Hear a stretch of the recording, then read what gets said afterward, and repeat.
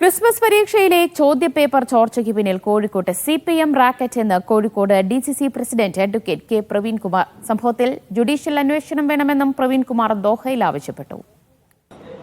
ഒരു മുഖ്യമന്ത്രിയുടെ ഒരു ഗൗരവമായ പ്രസ്താവന പോലും കാണുന്നില്ല. അപ്പം ഇതിൻ്റെ ഞാൻ ആധികാരികമായി പറയുന്നു, കോഴിക്കോട്ടെ ചില CPM നേതാക്കളും കോഴിക്കോട്ട് വളർന്നു വരുന്ന ട്യൂഷൻ സെൻ്ററും CPM അനുകൂലികളായ ഉദ്യോഗസ്ഥരുടെ റാക്കറ്റിന് പിന്നിൽ. ആ ട്യൂഷൻ സെൻ്ററിൻ്റെ അഭിഭാഷക കോഴിക്കോട്ടെ പ്രമുഖനായ ഒരു CPM നേതാവിൻ്റെ ഭാര്യയാണ്. ചോദ്യപേപ്പർ ചോർച്ചയിൽ സർക്കാരിനെയും CPM-നെയും പ്രതിക്കൂട്ടിൽ നിർത്തുകയാണ് കോൺഗ്രസ് കോഴിക്കോട് ജില്ലാ നേതൃത്വം. CPM-ന്റെ ഉന്നത നേതാക്കൾക്ക് ചോദ്യപേപ്പർ ചോർത്തിയ റാക്കറ്റുമായി ബന്ധമുണ്ട്. അതിനാൽ തന്നെ കേസിൽ ജുഡീഷ്യൽ അന്വേഷണം വേണം. ഇക്കാര്യത്തിൽ കോഴിക്കോട് DCC പ്രക്ഷോഭങ്ങളിലേക്ക് പോകുമെന്നും കെ പ്രവീൺകുമാർ പറഞ്ഞു. സംസ്ഥാനത്തിന്റെ വിദ്യാഭ്യാസ മേഖലയെ തകർക്കുകയാണ് സർക്കാർ. വിശ്വാസ്യത തകർന്നതിനാൽ പുതിയ തലമുറ കേരളത്തിൽ പഠിക്കാൻ താൽപ്പര്യപ്പെടുന്നില്ലെന്നും അദ്ദേഹം ആരോപിച്ചു.